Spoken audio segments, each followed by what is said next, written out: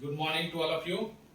So yesterday we learned about definitions of GST and a lot of other concepts.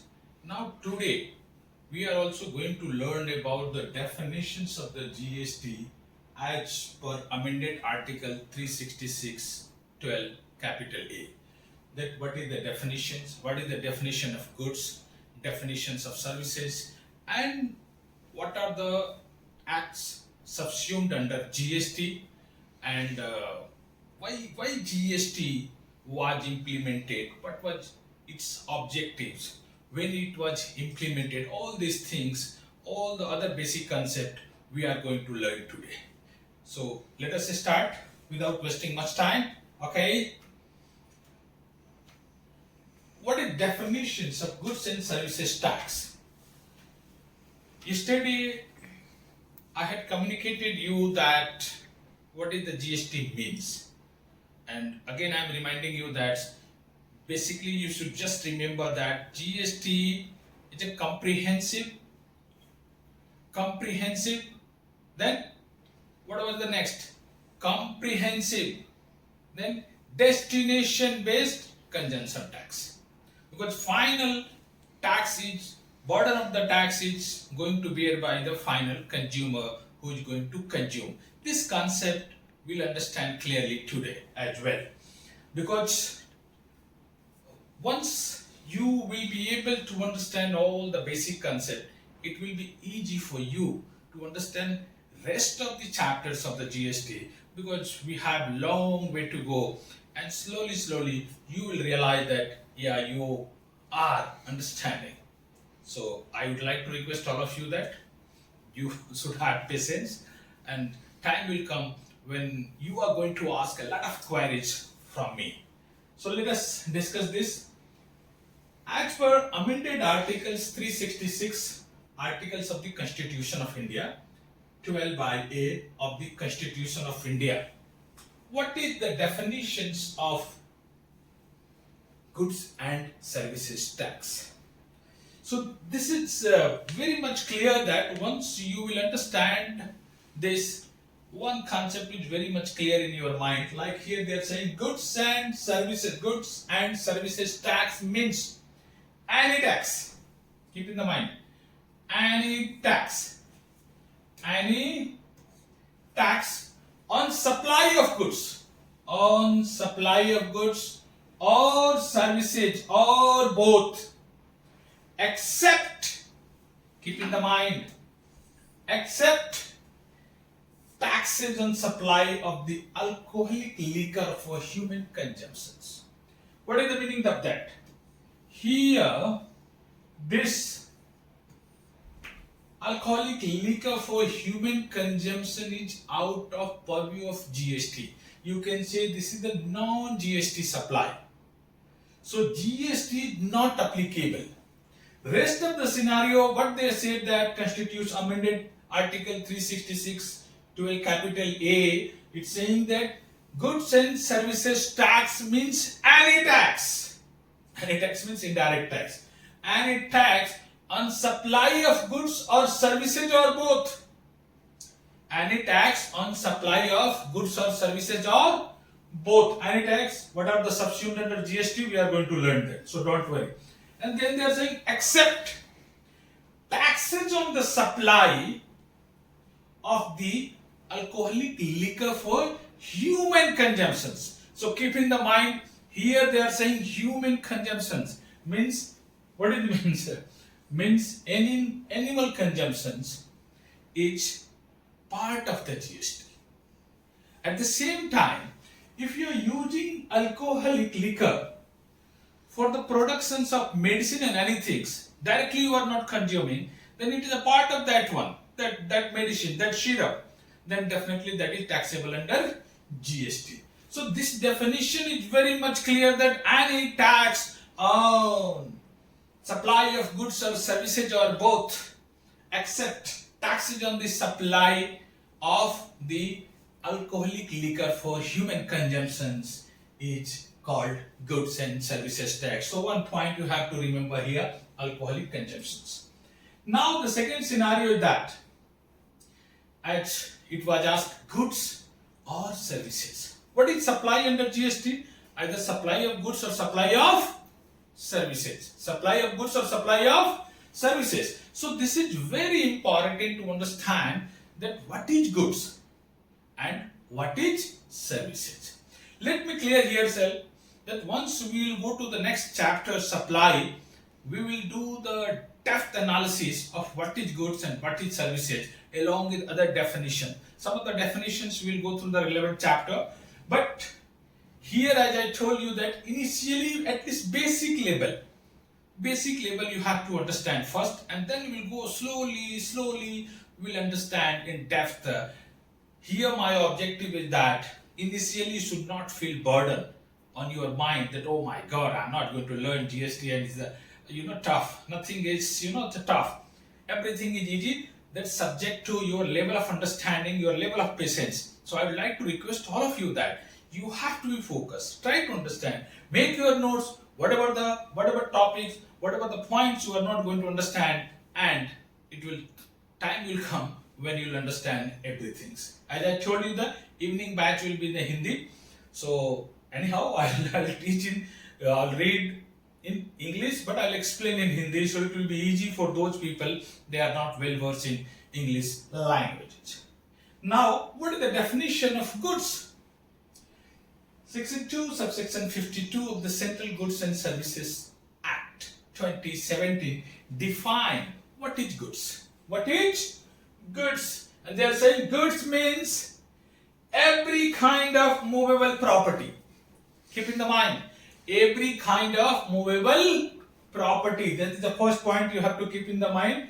Every kind of movable property is goods. Every kind of movable property is goods. Other than what is money and securities. Money and securities, both are defined under GST. But includes actionable claim, growing crops, grass and things attached to or forming part of the land which are agreed to be severed before supply or under a contract of supply. So they are saying, in other sense you can read, goods means any kind of movable property, includes actionable claim, growing crops, grass and things attached to or forming part of the land which are agreed to be severed before supply or under a contract of supply, other than money and securities. Means money and security is not a goods. Second, any fixed assets is not called goods, because what they are saying here, movable property. So immovable property is not a goods. So you have to learn that immovable property, it's not a goods at all. Clear? Because they are saying every kind of movable property. Then second scenario, they are saying money and securities. Money and securities. We will discuss that in the definition chapter. What is money and what is securities? So money and security is not treated as goods. Clear? So now here it is very much clear. First you have to understand Article 3, amended Article 366(12) capital A. What is goods? What is goods? And now, what is goods and services tax? And now under that it's supply on goods or services or both. So now we learn what is goods. Again I am repeating, I am not explaining in depth. I am trying that each and every point slowly you understand. Here you have to learn one point. First is every kind of movable property is goods, subject to exemption at the GST, if any exemption will be there. Okay. Second scenario, what we learned, that money and security is not a goods. money and security is not a goods. Third, you have to clearly that immovable property is not a goods. Immovable property is not a goods. This concept we must remember. We have to keep in the mind, because later part you will realize that this is very important, because in each and every topic you will face some problem, and whenever we will go for the case study, this will help you, because here itself you have to keep in the mind what is not a goods. Immovable properties, money and security is not a goods. Not a goods means, what is definition of goods and services tax? They are saying supply on goods or services. What is taxable under GST? Wait, what is taxable under GST? Taxable under GST either goods or services or both. So if you will say that this is not a goods, what is the meaning? Meaning is that GST is not applicable. So what we learned here, immovable property, money and securities, GST is not applicable as far as goods is concerned. As far as goods is concerned. So this is not treated as goods, and GST is applicable on goods or what is levy under GST? Either goods or services or both. Clear? So this point, now we'll move further. Everything I will explain later part. As per section 2, subsection 1 or 2, 1 or 2 of the CGST Act 2017. What is meaning of services? This is also important.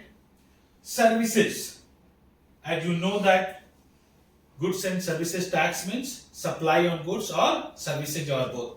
What is levy here? What is charging section on goods or supply services? So what is services?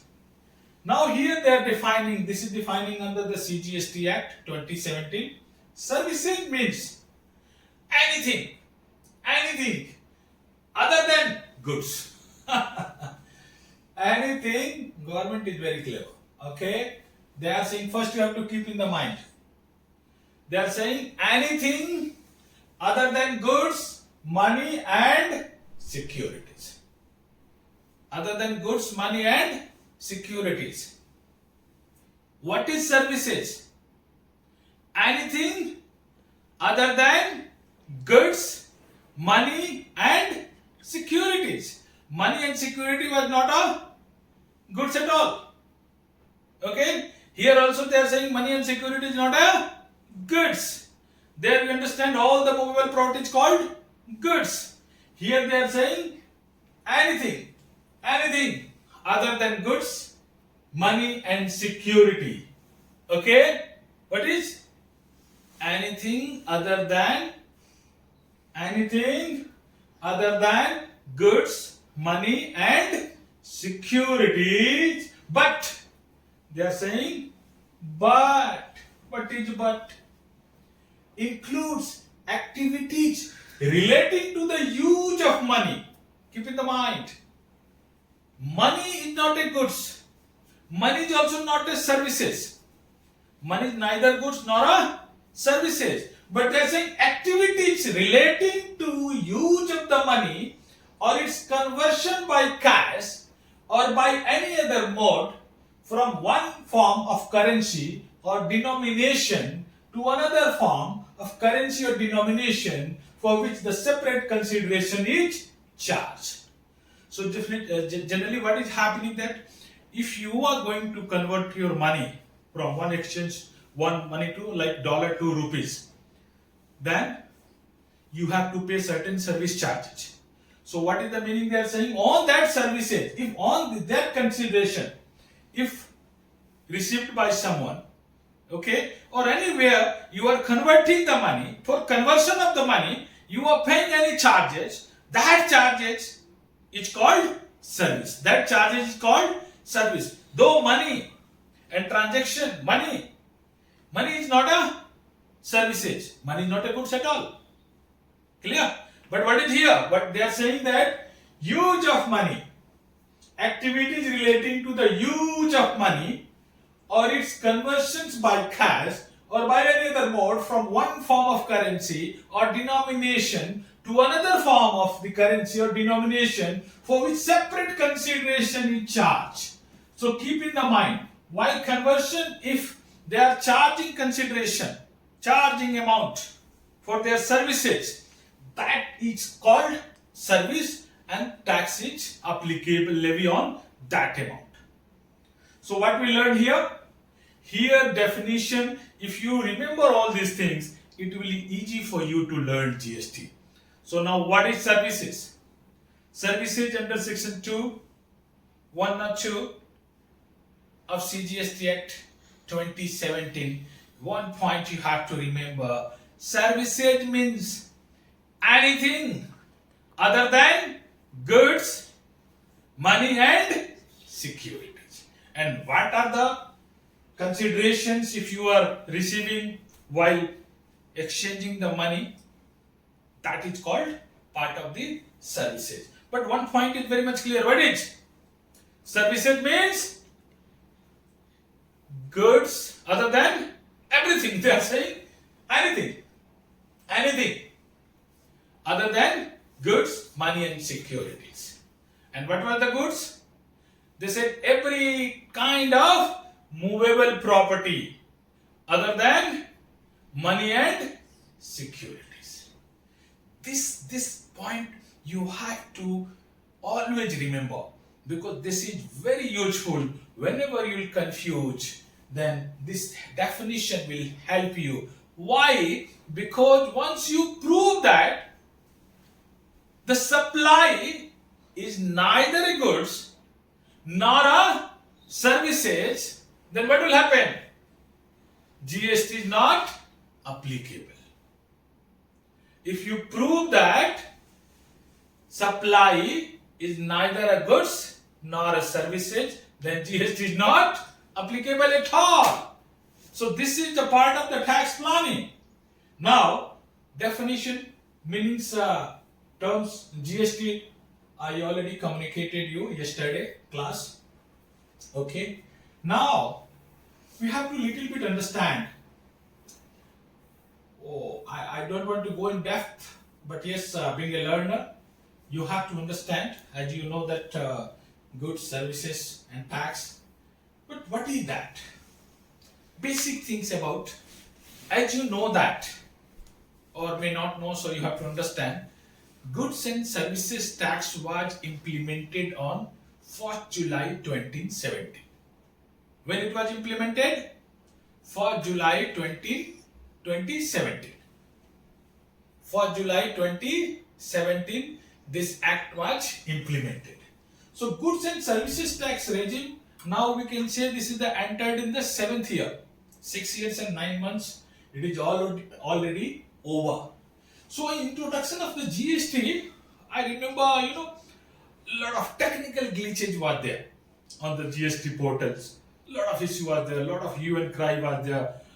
Sometimes government resolved, sometimes a lot of things was not resolved. But a lot of issue was there. I can say technical issue was there, portal related glitches is there. Despite all these things, I'm here to accepting that the GST is a very significant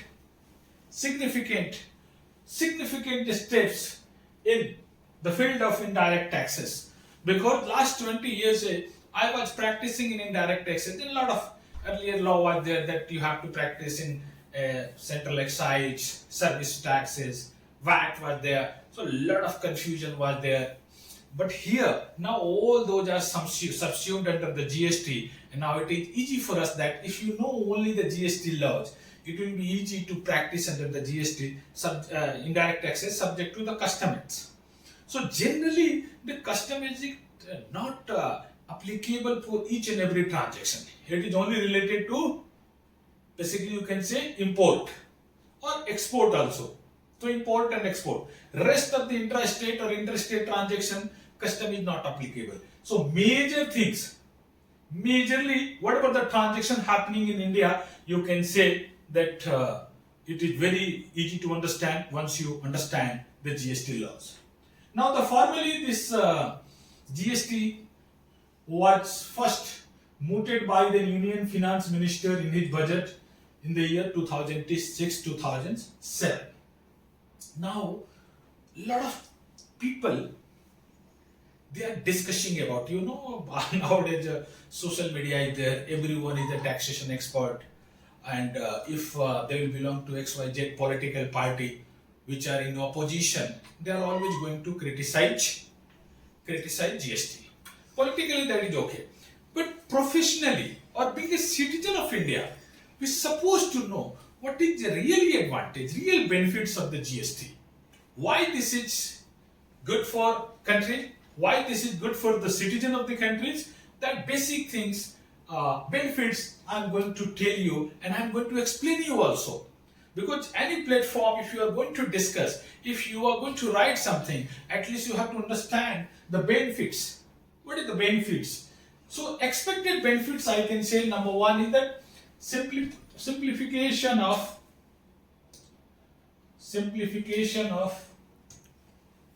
tax regime. So the erstwhile the tax regime, lot of confusion was there, lot of issue was there. It was central act and state acts, VAT and service tax and excise, and the SSC was facing a lot of issues. And here this is the simplification of the tax regime, because here that only one tax will be there, only one department is there. Central and state governments, they are working together, cooperating with the taxpayers, and lot of faceless regime is also will be there, because still the GST is not completely faceless, and hopefully it will not, but 60 to 70% it will be a faceless. So now this is very much, I can say that a lot of things have simplified in the new tax regime, particularly this GST regime. Now next is everything's in upcoming chapters you are going to learn in detail. Again, I am repeating, lot of things I am not communicating to you. An obvious reason is that if everything I will try to communicate in the basic concept, you will get lot of confusion. So now the next point is broadening of tax base. Under the GST, now the government is almost receiving 1.7 lakhs crores per month. This is the tax revenue. So what happened under the GST, because the broadening the tax base, and really this is happening, but on the time of implementation, they thought that yes, the government is going to receive a lot of tax revenue. And the obvious reason is that under the new system, it will be easy to track the fraud. Even a lot of fake invoices cases is happening, but the department is able to track most of the fake invoices related cases, and government implementing a lot of things like e-invoicing, e-way bill will be there. So in that way they are able to control all these frauds. So, and apart from that, most of the transactions, because if it is happening through your transaction is happening through the banks, and if you are raising the tax invoices, you are not able to take input tax credit like that. Ultimately the taxpayer suppliers is going to force, and sometimes they are realizing also that if I registered under the GST, I can take a lot of advantages. So that's the reasons. And the reason is that you are not able to take the input tax credit. Reason is that you cannot expand your business to the national level. A lot of other disadvantages there if you are not registered under the GST. At the same time, if you cross the basic exemption threshold limit of registration, the government is going to track you, department is going to track you. These are the obvious reasons that this broadening the tax base of indirect taxes. Now another advantage is that elimination of tax cascades. So that is called cascading effects, taxes on tax. So in earlier system, because the VAT was state laws, so they were billing in the VAT, they were not able to take the inputs related to excise and services tax. So that is the reasons, the final consumers, or in case of the supplier also, they were paying at the time tax on taxes. So that's the reason the burden of the final consumer was more, and goods, the cost in price is generally it was increased because of this cascading effect. So under the GST, this cascading almost it is eliminated under the new tax regime, particularly I can say GST. Next advantage benefit is that enhancing export competitiveness. Enhancing export competitiveness. You know, while thinking about GST at the time when they were planning to implement, a lot of discussion was happening, and one of the important point was their exports. You know, if your export is going to increase, you are going to receive foreign exchange. So exports should be zero rated, and at the same time exporters, they are going to get the refunds if any taxes they paid. So these are the advantage, because if your export is cheaper, if your goods or services whatever you are providing, this world like why the China is growing, that because China's goods is cheaper. A lot of other issue will be there related to that one, but definitely the buyer, they are preferring. Why they are preferring to buy the Chinese products? Though we know that the Chinese product, there is no guarantee at all that it may if you are buying any electronic items, there is no guarantee, might be one day and it will run to the 200 days also, but no guarantee at all. But yes, obviously we have to accept that most of the buyers, they are buying the Chinese product because it is cheaper. So under the GST also, we are providing, law is providing lot of advantage to the exporters. So their product price will be lower. So it will be competitive in the world market. So the outside India, the people, they will prefer to buy Indian products. So we are giving a lot of advantage in the GST. We'll discuss all those things in the export chapter, that what are the advantage we are getting being an exporter under the GST. So I can say definitely our industry, and specifically those are exporters, they are getting advantage in the world market. Next is ensuring greater regional equity. Now this topic we can explain in a lot of other ways, but one thing let me clear you. Under the GST, ensuring greater regional equity. As I told you, you have to learn what is the meaning of GST, and in that meaning, it was there. Final burden of the tax or final tax is going to bear by final consumer. Means once goods is consumed or services is received by the consumer, that time the tax will go to the respective state governments. So that I'll also explain you, but here you have to understand that why this is regional equity and equality is also it is there, because this tax will received by the state government based on the consumptions. So before GST, the earlier system was manufacturing based. Erstwhile, the regime was based on the manufacturing based. Based on the manufacturing, they were charging the tax invoices and collecting the tax. But this system is, what is? It was a manufacturing base, and this is, what is? You can understand that was manufacturing base, and this is, you can say, based on consumptions. Based on consumption. This is the destination base. It was manufacturing based, and this system is destination based, because wherever will destined and finally consumed, that states will get their share of revenue. So that will happen. So what is happening now? So earlier system was manufacturing based. So Gujarat, Tamil Nadu, Maharashtra, like states which was having, and still it is, they are having the mass level of the industries. They were getting the more tax revenues, and though some of the states, they were not having the industries, they are not getting the tax revenue, indirect tax revenue more. And obvious reason was earlier system was manufacturing based. So now this system, it was manufacturing based, production based, we can say that, and this is consumption based. Another way also you can say, erstwhile regime was production based, and this is consumption based. I hope you are understanding. So let me explain here in other way. Now, the poorest states, or we can say Bimaru states of India, if they have more population and they have the more purchase power parity, they are purchasing more, consuming more, then a state's government will get more tax revenue, because this system is consumption based, not a production or manufacturing based. So those will consume more.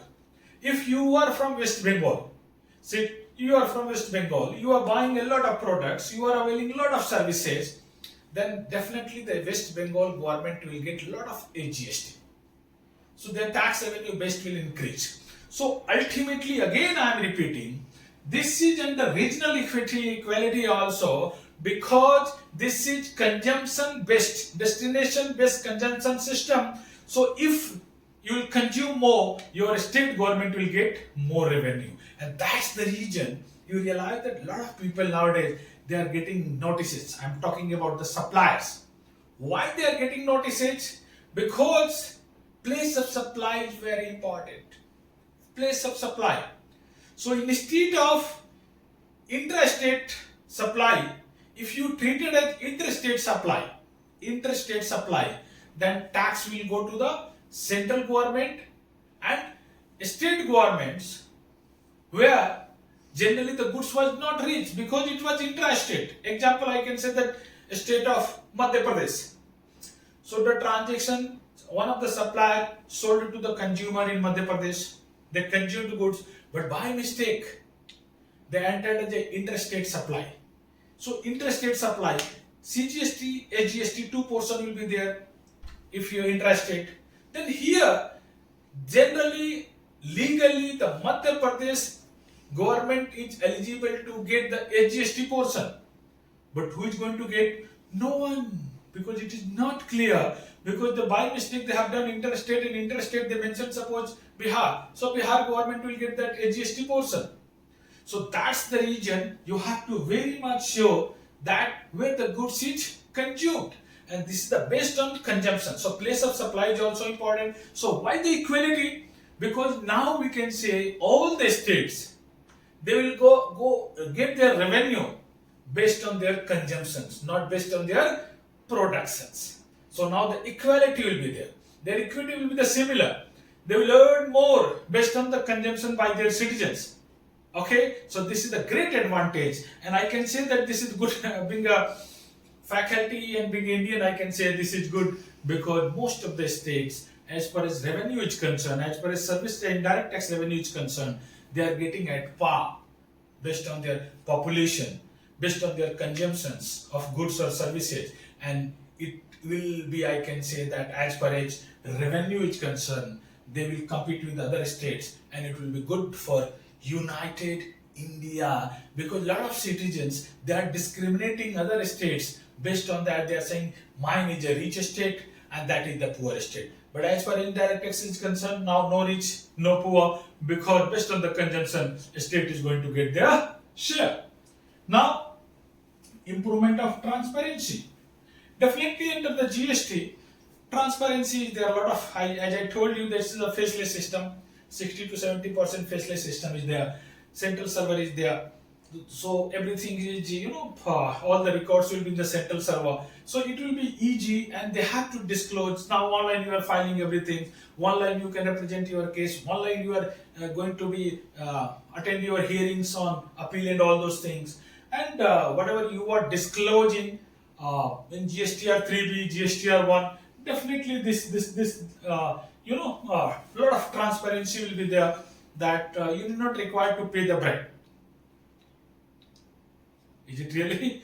Lot of things I think I cannot communicate, because this video is also going to upload online. But yes, offline mode I'll communicate this. What is another issue is there in this transparency? Some of the issue will be there. I hope in future this is also going to resolve. But at least I can see that no system is perfect. There is always chance of improvement. So government is also working. I'm not going favoring to the government and opposing, and no, I don't want to do. Being a professional, I can say that yes, every tax law there is just some issues. there is some glitches, there is some technical issue, there is a flaws in the law. Everything will be taken care of by time to time whenever this will come. And anyhow, our country, we have the strong judicial system. If something will be there, finally I know that it is going to resolve by the Honorable Supreme Courts. So these are the advantages. Okay. Now the objects and purpose of the implementation of GST was to develop national market on concept of one nation, one tax, avoiding cascading effect. So one nation, one tax. This is the dual system I'm going to communicate to you. And what is the concept? What is the dual concept? That will understand more. But definitely I can say one nation, one tax. This system is there. And avoid cascading effect of the various indirect taxes, as I communicated you. Reduce multiplicity of indirect taxes. That is also reduce distinction of goods and services. Earlier it was a lot of confusion, and sometimes you know that by department also levy the taxes. This is services, this is goods, and service tax department they used to know this is the services. So the double taxation was happening. So these are the things. Now here the clarity will be there. What is goods and what is services? Good definition and services definition I told you, and I explained you as well. So that reduce the distinction of goods and services to avoid overlapping of central and state tax transaction. Remove barriers in inter-state movement of goods to reduce wastage of truck time and wastage of man hours at the check post of the various states. And this is the really game-changing thing. Now you have to understand that the movement of the trucks, transportation is easy under the GST once you have proper documentation. If you have the tax invoices, e-way bills, and the transportation is moving very fast, and a lot of man hours. Not only the man hours, is that maintenance of the vehicles is also the owners is going to save that. Goods is reaching on time. So some of the perishable nature of the goods. Earlier it was wasting because sometimes they had to hold the trucks on particular place for 2-3 days and all that. This is not happening here, because if anyone is going to stop you within more than 30 minutes, or I can say more than 1 hour, you can intimate to the government, Baba, these are the issues will be there. So why this? So I can say movement of goods is very easy, and this reduce not only the wastage of the goods, but it increase the revenue of the transporter. It give the flexibility of the trucks drivers, and again, it is overall advantage for a nation. Being Indians, we must happy that because of the GST, now the goods we are not going to waste, and country going to getting a lot of advantages. So these are the basic things. Now you can also watch through online mode, because this recording is also, we are going to upload that. So a lot of things might be confused. One time you can watch. GST subsumed most of the indirect taxes to create one rate and integrated the country into single market and make Indian product competitive in the domestic and international markets. This is the advantage. Studies based on international experience show that GST would have the boosting impact of the economic growth. That is very good. That. And now I am going to discuss what are the subsumed, because the things, a lot of things subsumed, and it's subsumed to they are creating one rate and integrated, our national market, international market, and this is good. So now the question is, what is subsumed under GST? What are the acts? What are the taxes subsumed under GST? So now I'll discuss about, and then we'll take a break. After the break, we will continue. So existing indirect taxes subsumed by GST. GST replaced the following indirect taxes. So let us understand here. Earlier, these are the central taxes. It is subsumed under the GST. What is central excise duty? Keep in the mind, some of the products, at least I can say 5 petroleum products, not yet noted, though it is a part of GST, because what are the definition of the GST? The definition itself saying that goods and or services. What is? Every kind of supply of goods or services except the said. So except means what has saying some of the things why petroleum product, because the state governments are not agree on the petrols and diesel prices. Okay, so still they are levying excise and VAT. So that is the reason for that perspective still excise is continuing, and for and VAT because of, as you know, alcoholic liquor for human consumptions, this is not a part of the GST, so excise duty and VAT is applicable for that one. So for that purpose, only limited purpose, excise duty and VAT is there. For all other purpose, this is already eliminated. Okay. So now central excise duty it was subsumed. These are the central acts. Duties of excise, medicinal and toilet preparations. Additional duties of excise, goods and special importance. Additional duties of excise, textile and textile products. Additional duty of customs, commonly known as CVD, is also subsumed. A special additional duties of custom SAD, service tax, central surcharges and cesses so far as they relate to supply of goods and services. What are the states act or states taxes subsumed under GST? So state VAT, central sales tax, luxury tax, entry tax, all forms, entertainment and amusement taxes except when levied by the local bodies. As I communicated you yesterday, that local bodies, I can say municipality, their taxes is not subsumed under GST. So you keep in the mind local authorities has power to levy the taxes other than GST. So that is the local authority, it is not, our is a federal structure. I'll tell you how this thing, taxes on advertisements, purchase tax, taxes on lotteries, betting and gambling, state surcharges and cesses so far as they relate to supply of goods and services. So my dear, now you have to keep in the mind other indirect taxes to continue post GST regime is basic custom duties. So if you are importing the product, goods, okay, so what is implicated? Basic custom duty, it is applicable. Taxes on transaction in a stock exchange. If a stock exchange you are buying, okay, so all this related to that one, that stock exchange transaction, it is there. Taxes on land and building.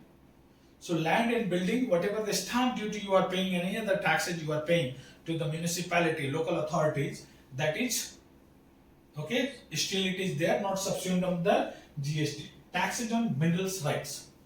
Duties of excise on alcoholic liquor, opium, Indian hemp, etc. Stamp duty, taxes on professional trade and employments, because this local authority they are levying. Taxes on vehicles subject to entry 35 of list 3, and taxes on goods and passengers carried by road or inland waterway and other things. So these are the taxes still under other than GST. This is there, not subsumed under GST. So finally, again you have to remember amended article 366(12)(a) of the constitution. It was only one exception was there. What is? Alcohol for human consumption is not part of the GST, and everything, all the goods or services part of GST. But one thing, it is not yet implemented, as I had communicated you, not yet notified. Petroleum products, which petroleum crude, motor spirit, petrol, high speed diesels, natural gas and aviation turbine fuel, that is still not yet notified. So okay, so this VAT and central excise will continue on this product. This is anyhow, it is not a part of GST, always remember. This is the part of GST, 5 petroleum products, but this is not yet notified because the state governments is not agree. Why they are not agree? Time will come that I will explain you, because this is the, I am teaching you the basic concept, so you may confuse. So my dear, I am going to take a break of a few minutes. We will meet after a break and we'll understand what is the dual model of GST. This is another concept you have to understand clearly, so it will be easy for you to understand the GST. And I'm going to cover more concepts, and then I'll start another chapter. Okay, thank you. We'll meet you after short break.